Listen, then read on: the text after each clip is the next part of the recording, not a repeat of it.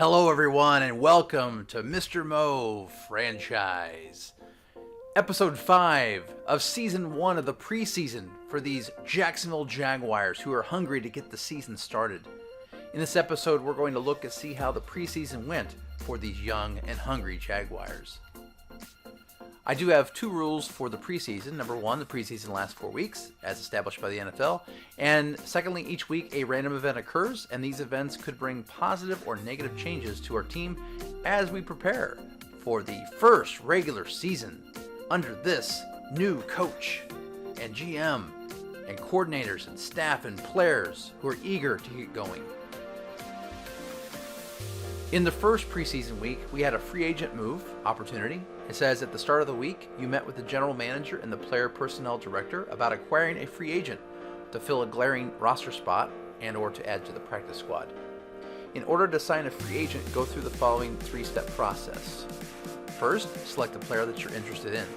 Secondly, ask the GM if he would be willing to spend money to acquire the player by rolling for his approval on a D10. Now, there are three different GMs in the game. I landed the one that was the strategic one, so he offers a 70% chance of approving the deal. He is strategic. He is the person who is the fan, and so if he says no by rolling an 8, 9, or 10, then the deal is done at that point. However, if you roll 1 through 7, then he approves spending the money, and then it's up to your player personnel director. In order to sign the player, if the GM says yes, the player personnel director must roll his negotiations rating on a D100. If the number rolled is equal to or higher, or less than the rating, the player will sign with the club. If the number rolled is higher, then the negotiations have broken down and you may not sign the player. Now, as I was looking at who to sign and hoping that the general manager would approve it, there were so many needs for this team. But eventually I decided to go for line help because we need a lot of help on the line. And so I tried for Larry Warford, right guard. My GM, as I said, is strategic, so I needed to roll 1 to 7 to get his approval. Fortunately, I did roll 7, so I just barely made it.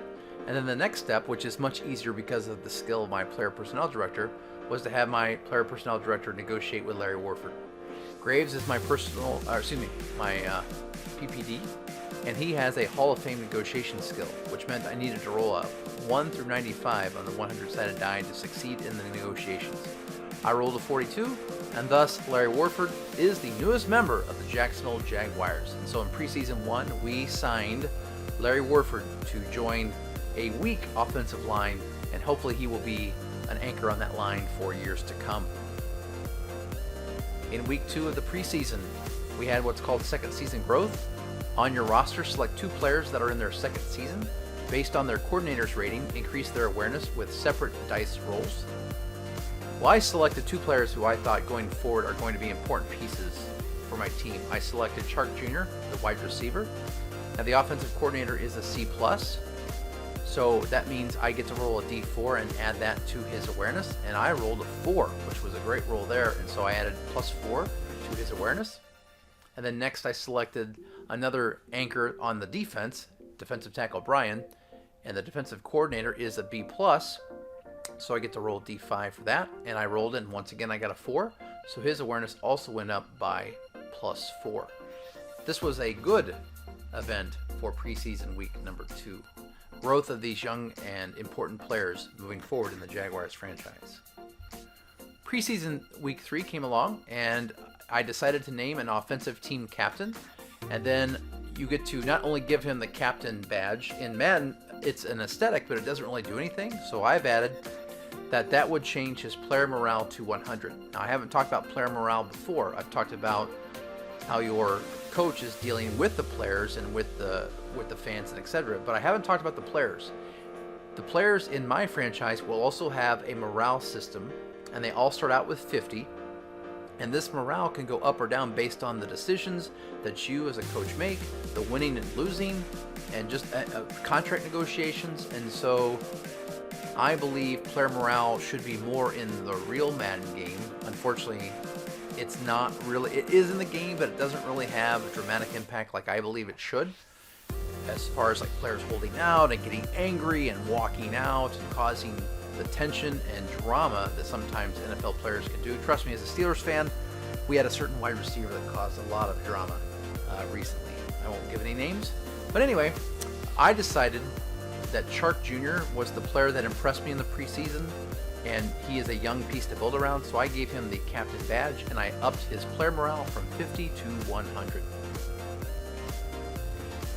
And then in the final preseason week, it's called Player Praise. At the end of the preseason game, the media asks a question about which players impressed you with their performance so far during the preseason. And I was to name 2 players on offense and 2 players on defense and special teams. And each of those players increased their player morale by separately rolled D20s. Well, on offense, as I looked through the different preseason games, I was impressed with Davis, my tight end, and Luton, my backup quarterback. On defense, I was impressed with Allen, the stud left end that I've got, and Quarterman, my starting middle linebacker. Unfortunately for me, even though this was a 20-sided die, the player morale boosts were not as impressive as I was hoping for.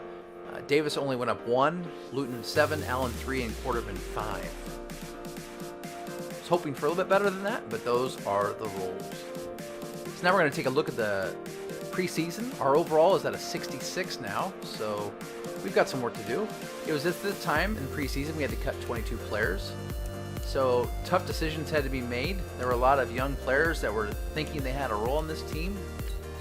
So to make the cuts, I wanted to look at the schedule and see how we did before we made those tough cuts.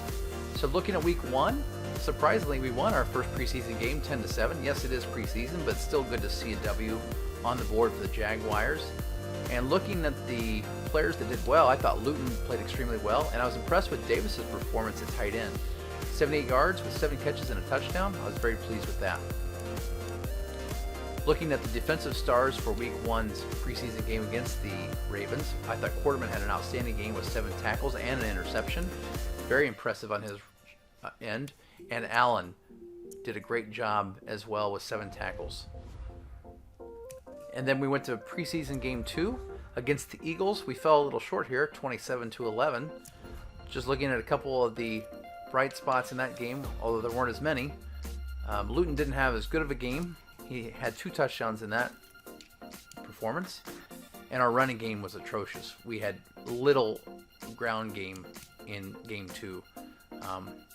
Not something you want to see moving forward. As far as receiving, Davis once again had a great game with a touchdown, 4 catches for 32 yards, continuing to impress me. Once again, Quarterman had an outstanding second game with 7 tackles, 2 for loss. And we had 1 interception by Chasen. So that was week 2 of the preseason.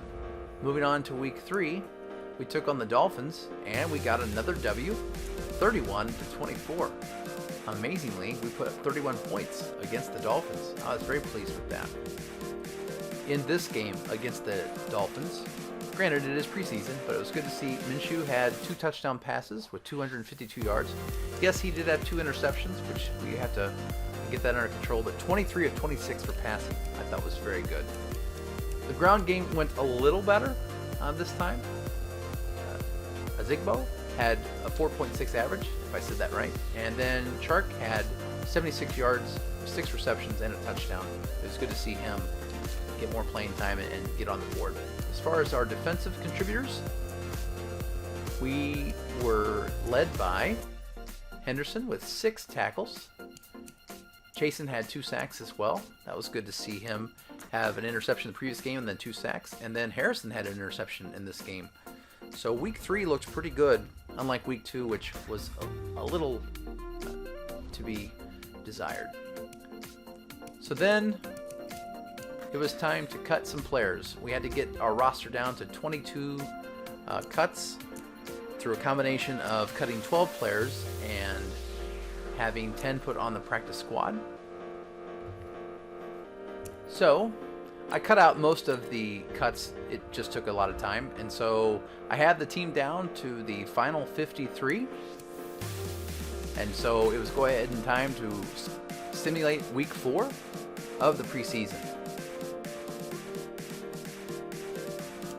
And we lost that game to the Falcons, which had us 2-2 in the preseason, which I was actually pleased with. I thought 2-2 was a great record to have with this young team that is just not as good as the other teams in the NFL. We are a building team, but when you look at the season that was the preseason, I would say we had one really good game, one game that we won even though we didn't play that well on offense, but our defense played well, and then 2 games that we lost. I went ahead and made the final upgrade of the player, Casey Sales. Took care of that, and the Jacksonville Jaguars were starting to come into form at the end of the preseason. Overall now we are 67, and at this time we're going to look at the final depth chart leading into the regular season. Minshew will be our starting quarterback, with Luton as his backup. At halfback, Armstead is going to lead the way, the rookie halfback, at a 66 overall. At fullback, Rodgers did win the starting job, so he's a 62 fullback. I'll have a tight end be the backup there. At receiving core, we do have Chark leading the way, with Chenault and Johnson as our 2 and 3. At tight end, we do have Oliver and Davis as the 2 tight ends. At left tackle, we have a 64 with Barch. At left guard, we're looking at a 55 with McDermott. That's definitely a weak area we have on our team. At center, we're going to have Martin at a 54, another weak spot on our line. Fortunately, at right guard, the general manager approved the signing of Warford, so we have a 78 at right guard. So he looks pretty good on our team now. And the rookie Taylor at right tackle. So the right side of our line is going to be much stronger than the left side of our line. On defense, we have the stud rookie Allen at a 76, and on the other end of him, Chasen, who had a great preseason at 72 overall. At defensive tackle, since we're playing a 3-4, we're going to have Brian be the starter. Hamilton's a great backup to have. At outside linebacker, we're going to have Jacobs, who will be the starter at a number of 69. And hopefully we can get better at linebacking through the draft next year as well. At middle linebacker with the 3-4, we're going to have Quarterman, who had a great preseason at a 69. And then Thomas, if you remember, he was the strong safety that I moved to play the second middle linebacker spot. Definitely outsized, but hopefully he can hang in there with his speed. We're going to have a right outside linebacker at 63 with Williams. He's not as good as Adams, but Williams showed me something in the preseason, and so I want to give him the nod, although Adams definitely is looking for playing time as well. So this was a call that the coach made, even though overall, number-wise, Adams a point better. At cornerback, we have the first-round pick, C.J. Henderson, an anchor on our secondary for years to come, and Scott is 68. At free safety, we're looking very weak there with Reed at first year. And then Harrison, the second-year strong safety at a 70. I feel he's a good piece to build around as well. Our kicker is McCrane at a 66, and our punter is Cook at a 69.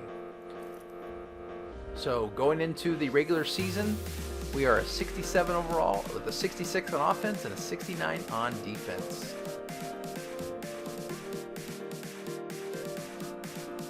Well, that's all I have for you today.